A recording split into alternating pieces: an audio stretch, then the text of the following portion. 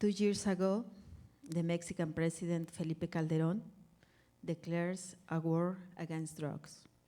This decision changed our lives. We are still paying the consequences.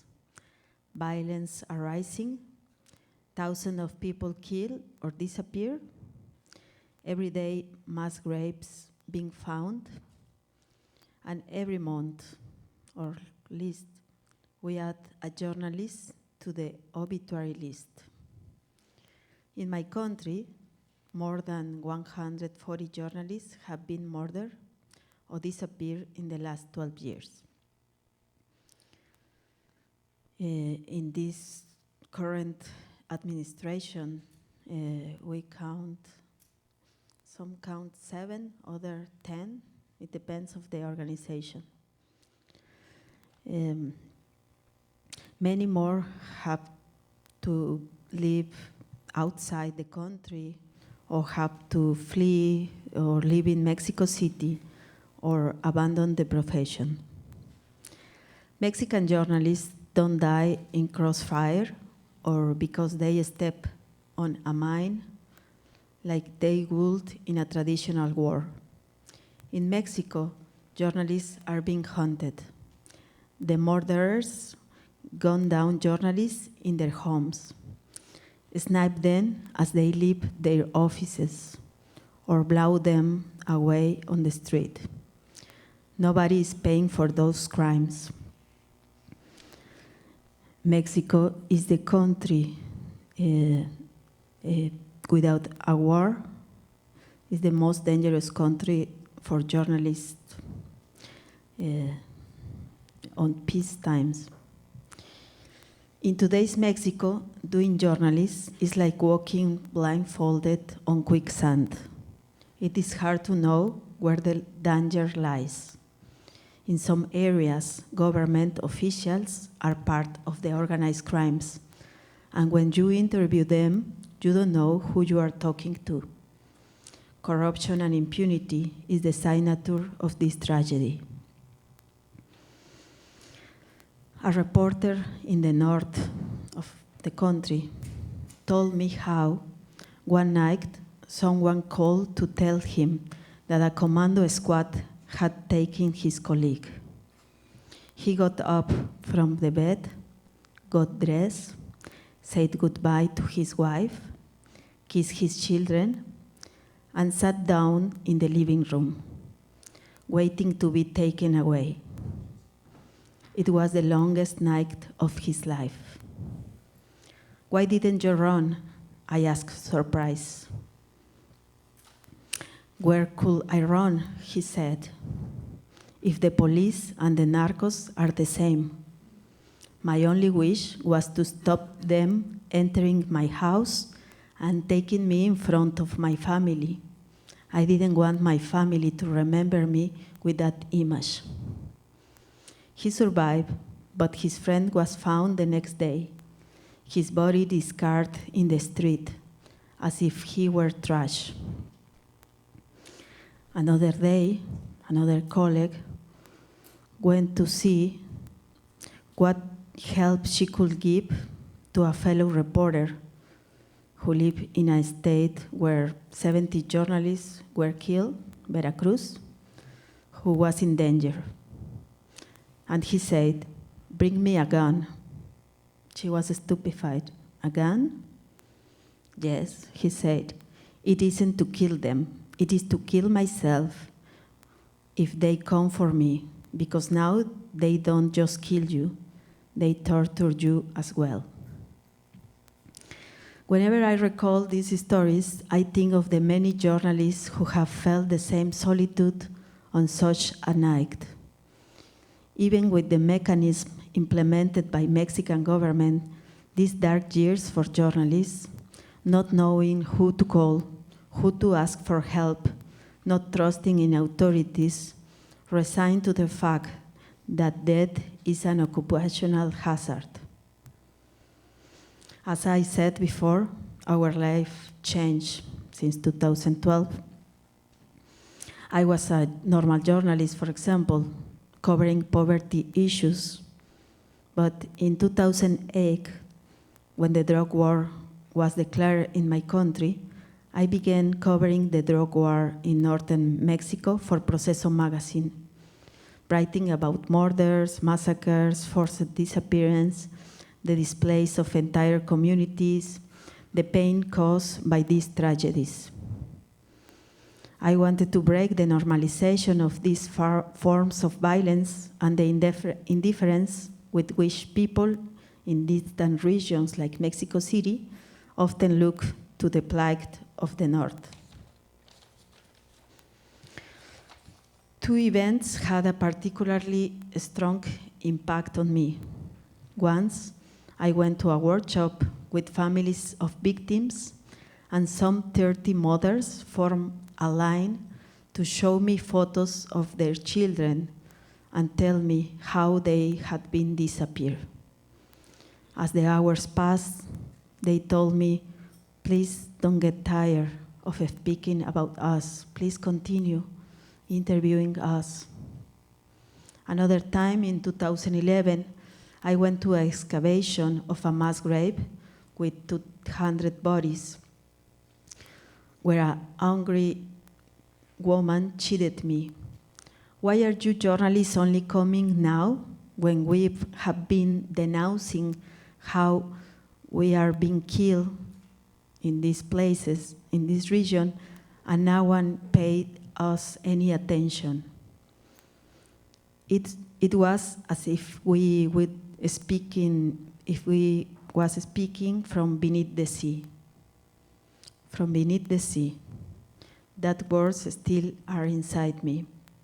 Many people in Mexico feel the same, that they are speaking and nobody is paying any attention. These people felt abandoned. Almost nobody was listening to them.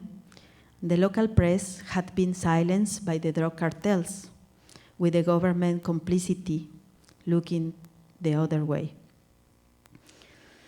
Many journalists feel this same sense of urgency, of death and life. And many journalists in all these years, we have to change our roles, and we have to become freedom of speech defenders. For journalists, we had not other option than organize ourselves and to take care of ourselves. I have lived the killing of journalists who I know. For example, Armando Rodriguez in Ciudad Juárez in 2010. He was the journalist who covered and who informed daily how the daily list of people killed in Ciudad Juárez. Regina Martinez, a correspondent in Veracruz for my magazine Proceso, was killed in 2012. She was a reporter who investigated the narco-politics in Veracruz. Rubén Espinosa in 2014, also photographer for my magazine in Veracruz. He tried to escape and he went to Mexico City, and he asked the authorities for help, and he asked to many colleagues as me for help, and he was killed in Mexico City. In 2017, Miroslava Bridge, the one that we saw there, the most important investigative journalist in my hometown, was killed, and she published about the narco candidates. And Xavier Valdez was killed 2 months later in 2017. And he was a close friend of mine and many others. He was from Sinaloa, the land of the cartels. He founded the magazine Rio 12. One day he told me, one day when I have to speak in front of American journalist, and I asked him, what you want that I speak with them? He told me, you have to say that the journalists who continued covering drug trafficking are isolated. Ask them, don't abandon us. The investigative journalist has been left alone. There is not a society to embrace it. The last week, the 15th of May, we commemorate the second anniversary of this crime, and the government, the president, promised to resolve it, but this is still in impunity. This is not solved. And all the killings and every case that is not that is still not solved is an invitation to continue to repeat more killings about journalists. It's an invitation to silence other journalists. And all these killings had the desired effect because they silence many other journalists who have to escape, to have to flee. For example, Patti Mayorga, that you saw there in the video, she has to exile and she's not living more in Mexico. In this turf war, the media is a target. The journalists receive intimidating phone calls. Bombs are hurled. They are fired upon with heavy arms. There had been cases in which employees, and not always journalists, had been taken as hostage to force the publications of something favoring a certain group. Some newsrooms have been burned down as reporters are inside writing. Some states have become zones of silence, and the silence have extended. We are losing contact with regions that are now forbidden territory for everyone, in which we no longer know something as basic as how many people are killed or disappear every day. So, from being normal journalists, we became defenders of human rights. We have organized march to demand an end to impunity and justice for our colleagues. We have organized many kind of activities to support journalists who have to flee, to leave their homes. We support other local journalists, helping them become stronger, organize themselves, and develop their own techniques to deal with emergencies and to save other journalists, other colleagues who are on risk. We have created networks to protect us and each other.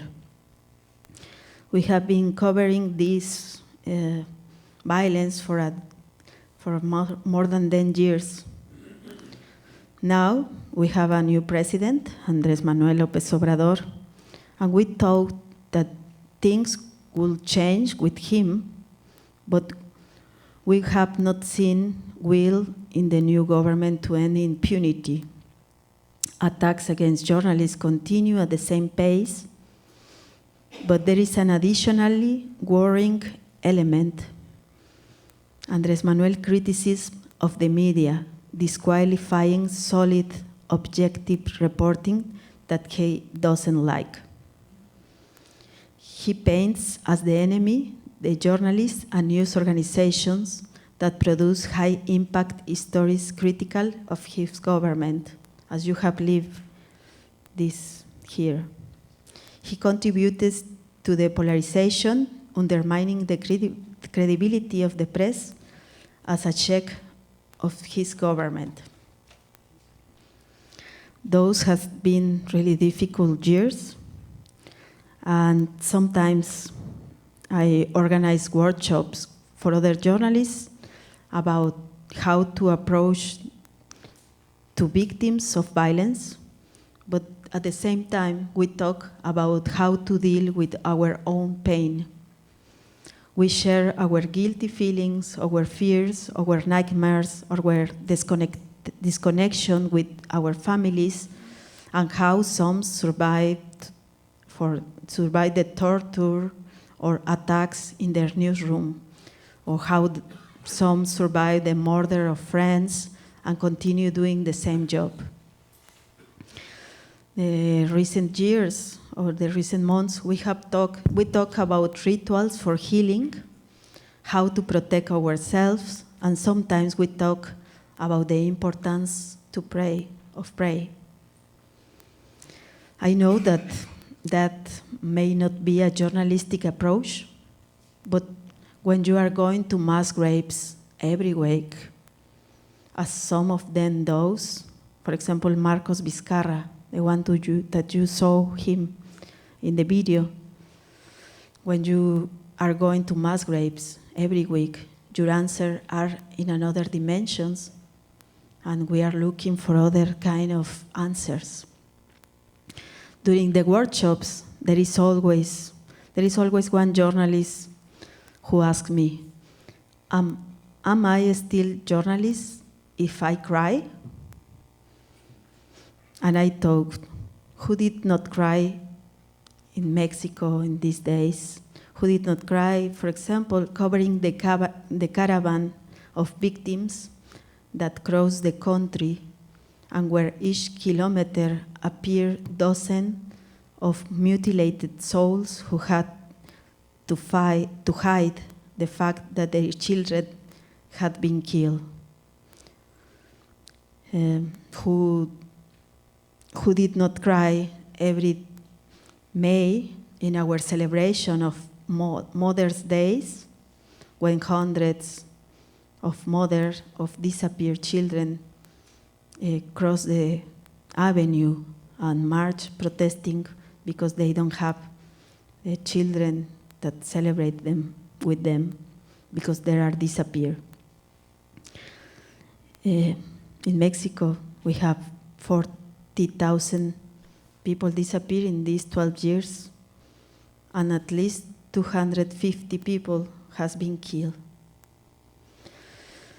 This is the importance to defend the press, to maintain journalists alive, to maintain us alive, and with a strong spirit. We did not choose to go cover a war. The war came over our country, and we became a war correspondent without at first knowing it. We are a war correspondent in our same country, in our country. We continue knowing that wherever silence takes root, death and suffering follow. So we decide to go on reporting, many times doing together in a collaborative way to feel more protection. And we need to find better ways to use journalists to witness and record the impact of violence, to hold the powerful accountable, and to affect change. This is the most important lesson I have learned in my almost 2 decades as a journalist. It has been difficult, but even in the most adverse context, we always find some motives to feel hope.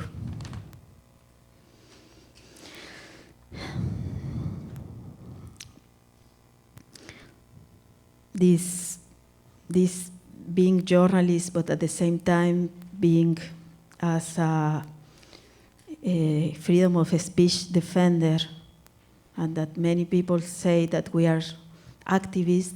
Sometimes it's really hard, but sometimes we feel happy because we listen some testimonies. For example, one colleague told us that thank you to you, I am still alive because I was kidnapped when you were in a campaign asking that other kidnappers release Goyo Jimenez, other journalist who was captured by the drug cartels. And my destiny was being killed, but I heard when my kidnappers decided to release me because they didn't want the same scandal that you were making for Goyo. So it is one reason to continue asking for justice and protesting and going to the streets and demonstrate the government that we care about our colleagues.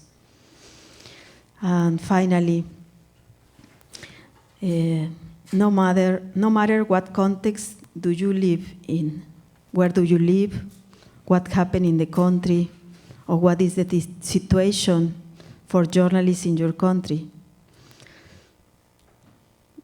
defending freedom of speech is a fight for life.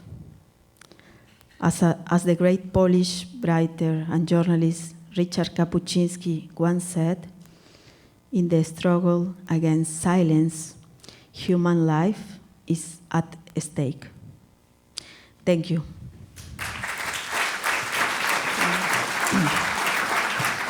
I'm going to briefly introduce our other presenters tonight. Alejandra Eller Chalu is a reporter. It's been published in Worcester Magazine and The New Yorker. She leads a team called Democracy Fighters. It's a living archive that aggregates the work of journalists killed in Mexico. The project is supported by the Brown Institute for Media Innovation and utilizes a mix of methods from oral history to detailed internet investigations. She's also covered the trial of Joaquin El Chapo Guzman for Rio 12, an award-winning Sinaloa-based weekly for 3 months, and we saw Rio 12. I'm also going to introduce Alejandra Eller from the Committee to Protect Journalists. She's the North American Program Coordinator. She previously worked at Freedom House and was a Fulbright teaching fellow at the State University of Pará in Brazil. She's lived in Chile, Bolivia, and Brazil. I'd like to talk to you about the project that I direct, Democracy Fighters, which is a living archive. But first, if you would indulge me, I would like to ask 3 questions, and with a quick show of hands, let me know if the answer is yes. Before coming here today, how many of you knew that Mexico was one of the most dangerous countries to be a reporter? How many of you knew at least one of the names of the journalists killed in Mexico? And how many of you have read the works of these journalists? Well, I'm very impressed. That's very high for an audience, but I guess this is a very specialized audience. But most people haven't read these works, and most people know about these journalists by the fact that they were killed. I'd like to tell you a brief story about how I started working on this archive. I was reporting on immigration here in New York, and we heard about the story of Emilio Gutierrez Soto, a journalist from Chihuahua who fled to the United States after he was threatened by the military in his hometown for reporting. So we covered the story of Emilio because after being here for 9 years, he went in a check-in with immigration, and he was placed in deportation proceedings. So we interviewed him, and while doing the research for his story, I found his original claim before the Human Rights Commission in Mexico. I found the appeal for his deportation. We spoke to him when he called us from the detention center, but I could never find his reporting. I looked and looked, and I could never find the articles he wrote for which he was threatened. And I thought, if Emilio is still here and his reporting is so hard to find, what about the journalists who have been murdered? So I started looking and I started digging, and I found that first, a lot of the works are just scattered. There's no single place that aggregates these works where you can find in a single archive the works of journalists who have been killed. And then the second largest challenge was a lot of these articles and works are actually disappearing. Some of them were on social media accounts are being closed. Some of them were in local newspapers that were printed and are slowly disappearing. And some of them were part of their own outlets on the internet, and the domains are now up for sale and they don't exist anymore. So I started building this archive with a team of a historian, a programmer, and a researcher. And we are trying to change that narrative from having the journalists remembered by the fact that they were killed, from that single moment in their lives when their lives ended, to all those years that they spent doing this work. All those years that they spent informing, providing us information, strengthening our democracy. And that is why the archive is called Democracy Fighters. Now, we didn't want the articles and the clips to be consumed in sort of a void, in a vacuum. We didn't want readers to go to a single article and find that there was one killing in a town on a year. So what we're doing is we're providing social political context of the places where the reporters worked. This way you'll be able to go to an article and see who the mayor was, what party he was from, which cartels were present in that region at that time, what the poverty level was. So you'll be able to really have a picture of what the world under which he lived was like and the forces he faced while reporting. He or she, I'm sorry, I'm just generalizing. So this is the idea behind Democracy Fighters, and the hope is that it will preserve the memory of these journalists, that it will help end the impunity crisis, which Alex, I'm sure, will address, but 99% of the crimes against journalists in Mexico remain unsolved. So we're hoping that this will be, it will be costly, it will be more costly for people to murder journalists, because if murderers are trying to get rid of reporting or to erase that one article, we will make sure it doesn't disappear. We will make sure it's preserved and it's out there and people will keep reading it. During the second anniversary of the murder of Xavier Valdez, the prosecutor of Mexico's crimes against freedom of expression said that one of their lines of investigation had been reading through all of Xavier Valdez's articles. What if they had not only Javier's, but all of the journalists' articles?